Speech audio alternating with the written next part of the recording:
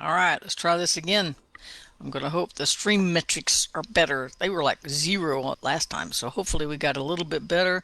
Hopefully we're up and going. Anyway, I hope you're having a good morning. Isn't technology great? Yeah, until it doesn't work like we want, right? And then it's like frustrating. It can be really frustrating, right? But that's okay because that's what this devotion is all about. It's about coming in here and saying, you know what? Everything might be going nice, everything might be going ugly, but it might be somewhere in between, a mix of everything. It still says too low. So you may want to come back after I post this. It says that my stream metrics are still low, and I have no idea what that even means, right? So hopefully you are not getting a bunch of junk. You might want to come back and not watch it live. We're going to just continue this time and just pray that God takes care of it and gets it where it needs to go. Because this is what we're here about: is when everything goes all, it feels like everything's going wrong. It's okay because we still got His peace. When it feels like everything is broken, it's okay. We still got His peace. He doesn't say you are too broken, right? You're too broken for me to reach you. You're too hard up for me to touch you. You're too complicated because life is complicated. You're too complicated for me to figure out. No, God's like, I just got you. Right? And that's what we're going to talk about today, too, because we're all learning together to let His peace reign. We're all learning together that no matter what comes at us or what doesn't come at us or what a day brings, we are still going to just trust Him for peace, for provision, for His grace, for His mercy, because He doesn't take it back when our circumstances change. Right? I said something yesterday, though, that I kind of want to take back, but it's already out there. I said His grace and mercy doesn't change to match our circumstances. I think I said something like that, and that's not exactly true, I don't think, in my experience, because the thing is that when we need more grace, it's this constant flow and we just have to accept more, right? uh Thank you. It's like sometimes we it says His grace is sufficient. So if we got a little cup of problems today, His grace has got it covered. If we got up this morning, if you got up this morning like I did with a big cup of things you need Him to take care of today, His grace is still enough. So, in that respect, His grace does match our circumstances. If we need mega grace, we got it. If we just need a little grace to get through the day, we got it. If we need something in between, maybe we need fluctuating grace. Sometimes for a moment, I need grace way up here, and then I'm okay for a little bit, and then I need more because I need that grace that's always sufficient. So in that respect, it fluctuates because it's just this constant stream, right? And we can take whatever we need in the moment. So in that sense, He does change for our circumstances because He can match anything you can pull up. Anything you can get yourself into, He can match it. Anything you can get yourself out of, He can match it because it's a constant flow of His grace, His mercy, and His love, which is what I really want to talk about today.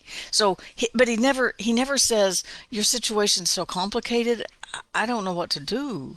That's what I expect sometimes. I expect God to go, I don't know either, right? But He doesn't. He's got it. It doesn't matter. It really doesn't matter what you're going through. He's got it. He never tells you it's too complicated for Him to figure out, even when it's too complicated for me or you to figure out. He never tells us that's too big for me to handle. And this is even better. He never says, oh, that's too small to deserve my attention. No, we have His attention.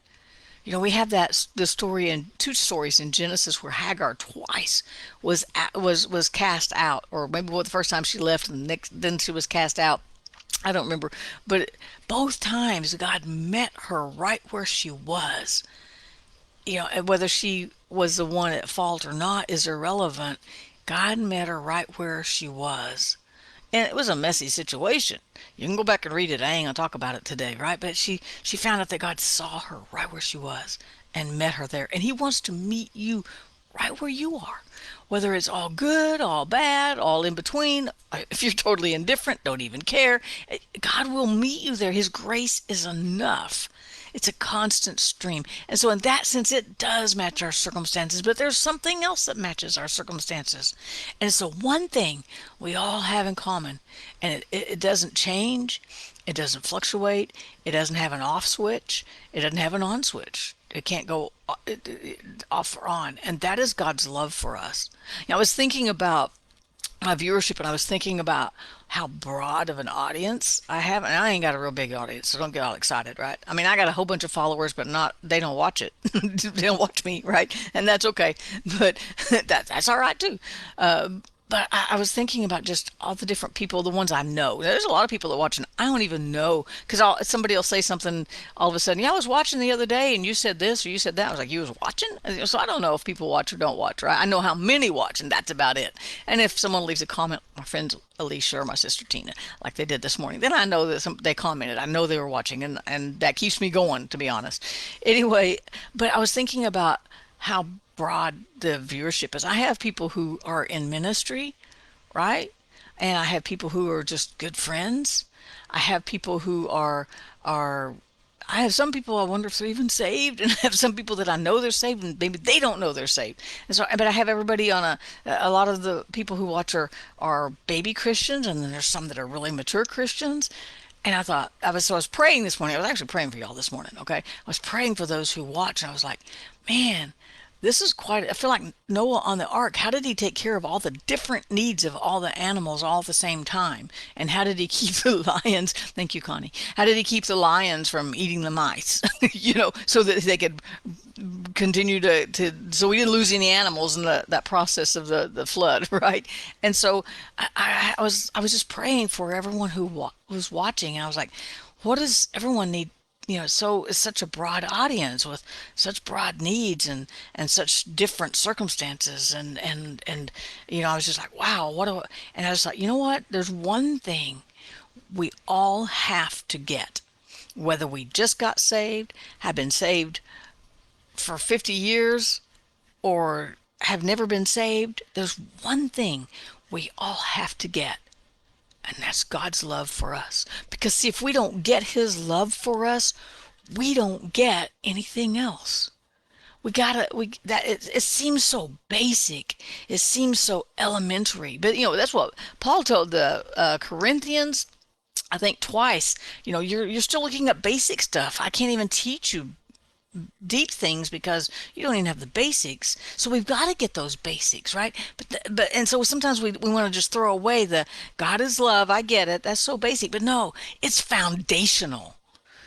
Everything is built on that. Why? Because First John tells us that God is love. And if we don't get that love, and we're never going to really totally understand it, right? We're not going to get it in that sense.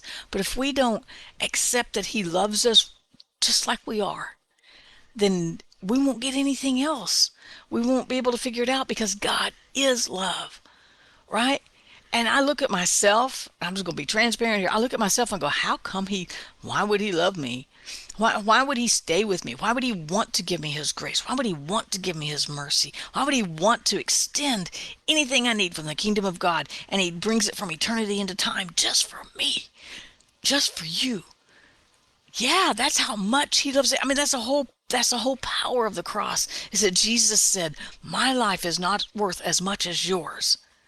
And he laid it down so that we could know God, so that we wouldn't have to go to a specific spot on the earth at a specific time and pray a specific prayer and get the oil out, and it had to be made exactly to there's certain specifications that the oil had to be made, and God broke all that down and just said, I just want you to come.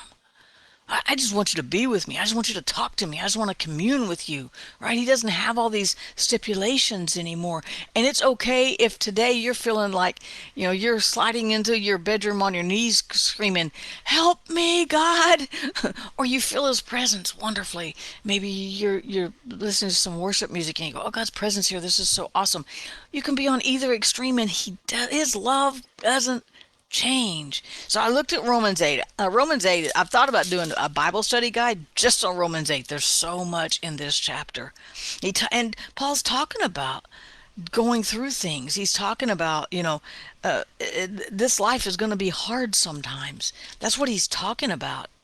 But then he says this in verse 37, he says, in all these things, we are more than conquerors through him who loved us. Through him, more than conquerors over what? Through what things? Yet in what things? And he goes back and he goes, what can separate us from God's love? Tribulation, Most of us have something we're going through. We all have trials. We all have situations that we're trying to figure out, right? There's something going on. If there's nothing going on, you might want to take a breath and pinch yourself, make sure you're still alive because there's always something going on, right? Distress. Have you ever felt distress? I hope you're not going through distress right now, right? Or even just stress right now is so high. If you're in a transition, if the world is changing, maybe you're between jobs or just retired, right? Or maybe, there's just change can cause stress. And in this world, everything's changing every second. There's new technology. Old technology doesn't work. That can be stressful. Yeah, you got to keep up with everything. There's just constant information. There's constant we're just it's constant input, and not enough output to match sometimes. There's all kinds of things that can make us feel stressed or distressed. Now, distressed is more like getting the news that your son was in a wreck, right? That'll take the rug right out from under you. But God's still there. He doesn't go, oh, I don't know. No, he's there no matter what, and he still loves us. Persecution, we don't even know persecution, but we're getting a taste of it, right? Famine, most of us have something to eat. I pray you all have something to eat. But if you don't, God doesn't go, I don't love you because you ain't got nothing to eat, right? Matter of fact, he will usually provide manna if he has to, right? To get you something to eat. Nakedness, we ain't gonna talk about that one. Peril, any kind of trouble, any kind of, if the war's going on, it doesn't matter. All these things, we're still more than conquerors, even when it doesn't feel like it. Because sometimes it feels like everything's just pressing in on the crucible of life, and the life is being squished out of us, right? And we're still more than a conqueror when we feel like we're defeated. We're still more than a conqueror when we feel like we don't quite get everything, we don't have everything together where it needs to be. Maybe we haven't prayed in a long time. We're still more than a conqueror. Why? Because God's Spirit lives in us. We cannot lose. Matter of fact, back over in verse 31, it says, what can we say? If God is for us, who can be against us? Who can defeat God? And he lives in you when you ask him to. When you open that door and go, just be in me, God. I want to serve you. We could go back to Rahab the harlot. We always say Rahab the harlot, not Rahab the believer, right? And God met her where she was. He'll meet you where you are too. No matter where you are in your spiritual walk, whether you're a Christian or not a Christian, he will meet you where you choose to meet him. And we will still be you'll still be a conqueror because he will become your righteousness. He has already become your righteousness. You just have to accept it. He's already forgiven everything you've ever done, everything you're going to do. You just have to accept it. He loves you. You just have to accept it. And that's the foundation for everything in this word and for your life, any kind of spiritual walk at all, right? And so then he goes on, he says, I'm persuaded that death nor life, angels, principalities, as angels or demons, right? Powers, anything present, anything to come. That's where we are. We're in that anything to come phrase, right? Phase.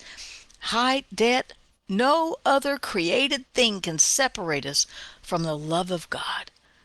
And that's the one thing we all have in common, no matter what our walk in life, no matter where our maturity in spiritual things is, how if we've never talked to God before, or we talk to him constantly, or we don't even get it, well, no matter where we are, nothing can separate you from God's love. You can't make God not love you.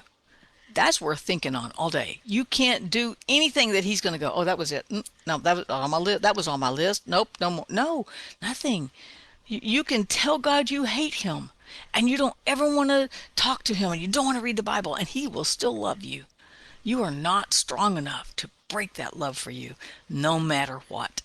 So, what does that mean? It means we can totally peace out because he's not going to forsake us. He's not going to abandon us. He's got us, and today is no different than any other day. We have the opportunity to trust God to carry us through today, and so we can peace out. Peace out. Have a great day. I hope I said something that makes sense, and I'll see you bright and early tomorrow morning.